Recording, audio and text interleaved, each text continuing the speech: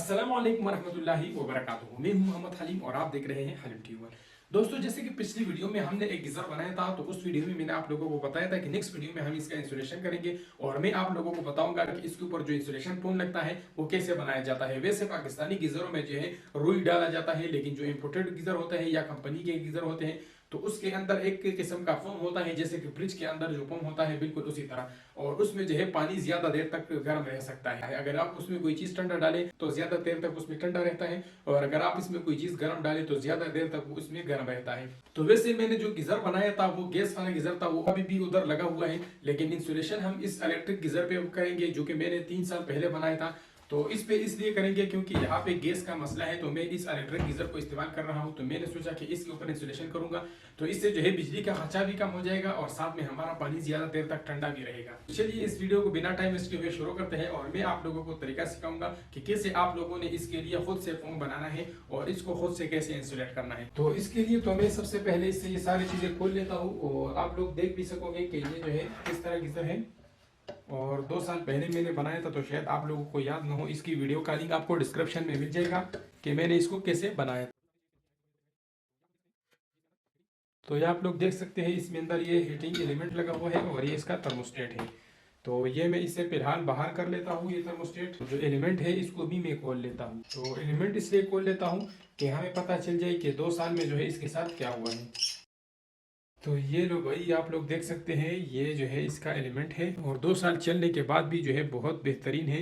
अब ये इसका तीसरा साल है। तो दोस्तों, इस गीजर के इंसुलेशन के लिए आपके पास इस तरह का एक बाटी होना चाहिए। ये पेंट का बाटी है जो कि 15-16 लीटर वाली होती है। तो आपने क्या करना है कि आपका कोई भी गीजर है या आपने किसी भी चीज़ के लिए फोम बनाना है, इसको इंसुलेट करना है, तो आपने उसके मुताबिक बाटी लेना है और आपने उसको इसमें इस तरह फिक्स करके और उसको बिल्कुल लेवल में कर देना है, ताकि इसकी चारों साइडों पे जो स्पेस है वो बिल्कुल सेम रहे।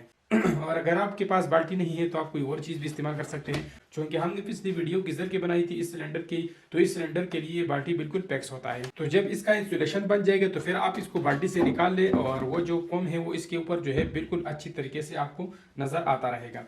तो अभी हमने क्या करना है कि मेरे पास तो ऑलरेडी यहाँ पे एक पाइप है, तो मैं चाहता हूँ कि इस पाइप के जरिए मैं इसका इंसुलेशन बनाऊँ, क्योंकि यहाँ पे मैं इसके लिए बाल्टी इसलिए ख़राब नहीं कर रहा हूँ क्योंकि ये पाइप मैंने ऑलरेडी ख़राब किया हुआ है जो कि मैंने काटा हुआ है। तो इसको पंप बनाने के बाद मैं या निकाल लूंगा या नहीं, अगर निकल रहा था तो निकाल लूंगा, नहीं निकल रहा था तो मैं इसको इसके साथ छोड़ दूंगा। तो अभी मेन काम पे आते हैं। तो चलिए सबसे पहले जो है मैं इस सिलेंडर को इस पाइप के अंदर डाल लेता हूँ। ये पाइप थोड़ा सा छोटा है, तो अगर आपके पास भी इस तरह का पाइप है तो आप उसको चूल्हे पे थोड़ा सा गर्म कर ले, वो नरम हो जाएगा। लेकिन ये जो है थोड़ा बहुत फ्लेक्सिबल है, तो ये इसी तरह भी इसके ऊपर चढ़ जाता है। तो अभी मैंने क्या करना है कि इसके सारा साइडों का जो स्पेस है वो मैंने बिल्कुल एक जैसे करना है। तो इसमें मैं छोटे छोटे कोई चीज़ें इस तरह फंसा लूंगा ताकि इसमें साइडों पे स्पेस रह जाए। तो यहाँ पे मैं इसको थोड़ा सा सेंटर पे कर लेता हूँ।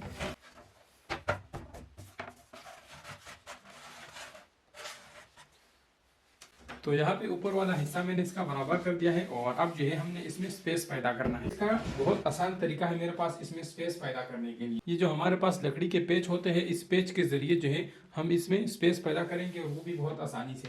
तो यहाँ पे मैं इसमें इधर एक पेच लगा के आप लोगों को दिखाता हूँ। तो ये पेच लगाते हुए आपने एहतियात करना है कि कहीं ये आपके गीजर के अंदर न चला जाए, क्योंकि ये स्टील का पेच होता है। तो ये अगर आप ज्यादा घुमाओगे तो ये हो सकता है आपके गीजर के अंदर चला जाए। तो ये आप लोग देख सकते हैं, ये पेच का बाहर साइड है और ये अंदर साइड है। तो यहाँ से मैं इसको आराम आराम से टाइट करूंगा और ये प्लास्टिक जो है गीजर से बहुत बहुत बाहर आता रहेगा। तो आप लोग देख सकते हैं। तो अभी हमें इसमें इतना आधा इंच के बराबर जो है स्पेस चाहिए, क्योंकि हमने इसके ऊपर इतना मोटा इंसुलेशन नहीं चढ़ाना। तो इसी तरह जो है आप एक नीचे लगाए, यहाँ पे लाइन पे जो है 2 इधर में लगा दूंगा, 2 इधर लगा दूंगा, और इसी तरह 2 नीचे इस साइड पे। तो इस साइड पे जो है हमारे पास आधी आधी इंच का जगह बच जाएगा और बेहतरीन तरीके से जो है इसमें भी स्पेस बन जाएगा। तो तब जो है हम इसका पोम बनाएंगे और बैक साइड पे हम कोई भी चीज़ लगा के इसको बंद कर देंगे, क्योंकि बैक साइड जो है हमारा छुपा हुआ होगा। तो इसका अगर साइड सही नहीं बना तो भी कोई ख़ास बात नहीं है, लेकिन फ्रंट साइड जो है वो हमारा सही बनना चाहिए ताकि खूबसूरती नज़र आए। तो सारे पेच लगाने के बाद जो है अभी हमने दोनों साइड चेक करने हैं और दोनों साइड जो है हमने लेवल करने हैं। तो दोस्तों, इसके लिए मैंने बहुत बेहतरीन कवर पैदा किया है, और मैंने पिछले सीजन में ड्रम से एक रूम कूलर बनाया था, तो ये इससे एक पीस बचा हुआ था, तो इसको मैंने यहाँ से काट दिया है और इसके लिए बहुत परफेक्ट है। और अभी जो है मैं इसको यहाँ से भी काट लेता हूँ और इसको मैं इसकी बैक साइड पे फिक्स कर लेता हूँ। तो चलिए इसके ऊपर मैं पेच शेच लगा लेता हूँ। तो दोस्तों आप लोग देख सकते हैं सारे साइडों पे जो है बहुत बेहतरीन तरीके से ये हमारा कवर हो चुका है। और अभी जो है हम इसके लिए पोम बना लेते हैं। और अभी जो है इसके नीचे साइड पे जो है मैं यहाँ पे ये एक बोर्ड रख लेता हूँ और इस पे मैं नीचे एलपी डाल दूंगा। नीचे मैं इस पे एलपी डाल के इसको नीचे पैक्स कर दूंगा। उसका वजह ये है कि हो सकता है पोम के बनने के साथ साथ जो है हमारा ये नीचे से ऊपर निकल आए और ये जो है सारा मेहनत हमारा ख़राब हो जाए। तो इसलिए मैं इसको नीचे एलपी से अच्छी तरह से पैक्स कर लेता हूँ। तो इसको सारा कवर करने के बाद अब सवाल आता है कि इसके लिए जो हम पोम बनाएंगे वो कैसे बनाएंगे और किस चीज़ से बनाएंगे। तो इसके लिए इसी तरह के 2 बोतल मिलते हैं और ये बोतल जो है आपको फ्रिजो वाले के शॉप से मिल जाएंगे। तो ये वही फ्रिज वाला पोम है और इसको एक को काला कहते हैं, इसको सफ़ेद कहता है। लेकिन यहाँ पे मुझे जिससे मिले हैं ये एक काला है और एक सही सफ़ेद नहीं है, लेकिन इसका सर खाली सफ़ेद है। तो इसको केमिकल कहा जाता है और इसका यही लोकल नेम है कि फ्रिज का केमिकल। तो आप फ्रिज के केमिकल के नाम से जो है आप इसको खरीद सकते हैं। तो ये आपको मुख्तलिफ कीमत में मिल सकते हैं। ये दोनों बोतल आपको 200 रुपये के भी मिल सकते हैं, 400 के भी मिल सकते हैं और 500 के भी मिल सकते हैं। ये आपके इलाके पे डिपेंड करता है। तो इन दोनों को आपने मिक्स कर देना है और मिक्स करने के बाद फ़ौरन आपने जो है अपने किसी भी चीज़ के लिए आपने बॉक्स बनाना है। तो उस बॉक्स को तैयार करने के बाद फ़ौरन आपने उसमें डाल देना है और ये जो है इस तरह उबलना शुरू हो जाएगा। इससे एक फोम शेप बन जाएगा और ये बिल्कुल फ्रिजो वाला वही फोम होगा जो फ्रिजो के अंदर कंपनी की तरफ से आता है। तो चलिए हम इसके ऊपर ट्राई करके देख लेते हैं कि क्या वाकई इस तरह बनता है या नहीं। अभी हमने भी पहले ट्राई करनी है। तो इसको इस्तेमाल करने से पहले हमने इसके लिए थोड़ा सा पानी गर्म कर देना है और पानी में जो है हमने इसके दोनों बोतल रख लेने हैं ताकि ये जो है थोड़ा सा नरम हो जाए, क्योंकि सर्दी का मौसम है और सर्दी में ये काफ़ी हार्ड होता है। तो हार्ड होने की वजह से इसकी मिक्सिंग में भी आपको मसला आ सकता है और या आपको मिक्सिंग करते करते वक्त जो है ये उबलना शुरू हो सकता है। तो इसको जब आप सही तरह से नरम करोगे तो नरम करने के बाद आपने इसको थोड़ी देर मिला लेना है और इसकी मिक्सिंग भी आसानी से हो जाएगी। फिर पानी गर्म होने के बाद मैंने तो दोनों बोतल इसमें थोड़ी देर के लिए रख लेना है। ये जो काला वाला है ये थोड़ा सा जल्दी नरम हो गया है, आप लोग देख सकते हैं। और ये जो सफ़ेद है ये अभी नरम नहीं हुआ है। तो चलो अब हम इसमें दोनों बराबर डाल के चेक कर लेते हैं। तो इसको मैं थोड़ा मिक्स कर लेता हूँ और इसके बाद जो है मैं फिर ज़्यादा मिक्स करूँगा।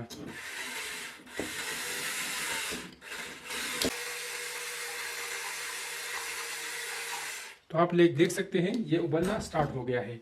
अभी मैंने इसमें डाल दिया लेकिन ये इसमें अभी नहीं जा रहा क्योंकि इसको मैंने मिक्सिंग ज़्यादा किया है। तो इसको थोड़ी देर के लिए मिक्स करना चाहिए। तो चलिए एक बार फेल हो गया, अब दोबारा से हम इसमें डालने का कोशिश कर लेते हैं। तो चलिए अब हम पेट्रोल से ट्राई करेंगे। तो दोस्तों अभी जो है हमने इस शीशे वाले में बना देना है। तो इसमें मैंने थोड़ा सा पेट्रोल डाल दिया है, आप लोगों को नज़र आ रहा है।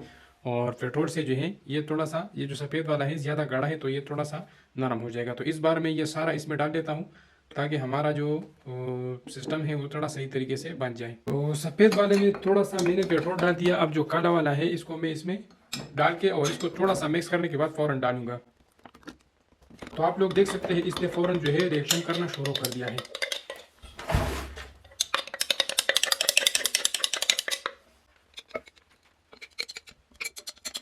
तो अभी ये कैसे बनेगा, इसका फोम बनेगा या नहीं बनेगा कोई पता नहीं, थोड़ी देर बाद इसका पता चल जाएगा।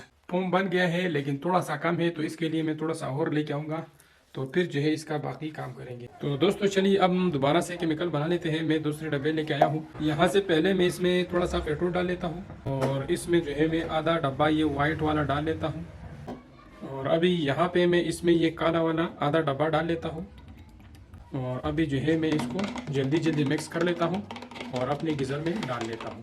तो ये आप लोग देख सकते हैं जैसे सफ़ेद सफ़ेद हो रहा हो तो उस टाइम आपने इसको जल्दी डाल लेना है। और यहाँ पे जो है मैं इसका ये पुराना फोम साइड से थोड़ा सा निकाल लेता हूँ।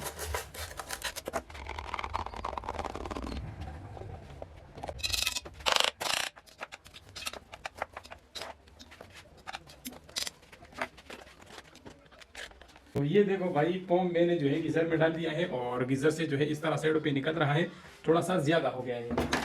तो दोस्तों हमारा जो गीज़र है इसका फोम अच्छी तरह से सूख गया है और अब जो है मैं इसका कटिंग कर लेता हूँ। तो चलिए दोस्तों अब मैं इससे पेच खोल लेता हूँ। इसके ऊपर मैंने जो पेच लगाए थे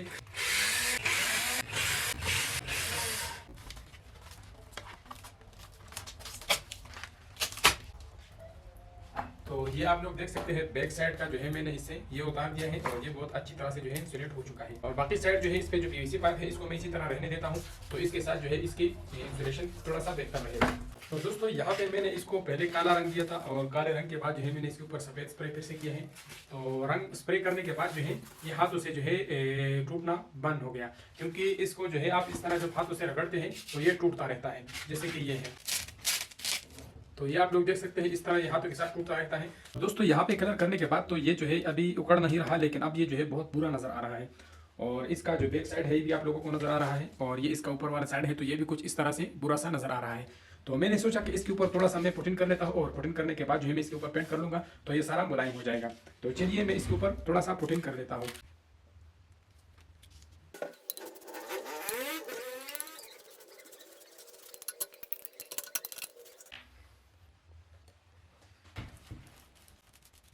तो दोस्तों आप लोग देख सकते हैं इसका नीचे वाला साइड और ऊपर वाला साइड जो है दोनों मैंने पुटिंग के साथ जो है अच्छी तरीके से मैंने फिल कर दिए हैं।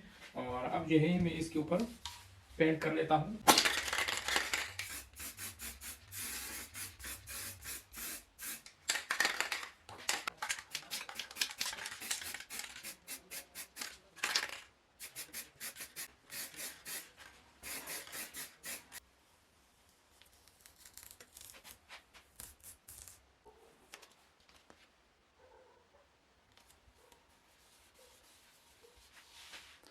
तो दोस्तों गीज़र हमारा जो है 100% तैयार हो चुका है और इसका इंस्टॉलेशन कंप्लीट हो चुका है, जैसे कि आप लोग देख सकते हैं। तो दोस्तों गीज़र हमारा मुकम्मल तौर पर तैयार हो चुका है, जैसे कि आप लोग देख सकते हैं। बहुत बेहतरीन तरीके से जो है इसका इंस्टॉलेशन तैयार हो चुका है। तो इसी तरीके से आप अपने गीज़र का इंस्टॉलेशन कर सकते हैं और बहुत बेहतरीन और एक नंबर क्वालिटी का जो है आप इसका इंस्टॉलेशन कर सकते हैं। तो कैसा लगा आपको ये वीडियो कमेंट करके जरूर बताना। गला बैठ गया है थोड़ा सा अगर आपको ये वीडियो पसंद आए तो वीडियो को लाइक और शेयर करें और चैनल को सब्सक्राइब करें। मिलते हैं इंशाल्लाह नेक्स्ट इंटरेस्टेड वीडियो के साथ, तब तक के लिए इजाजत दीजिए। अल्लाह हाफिज।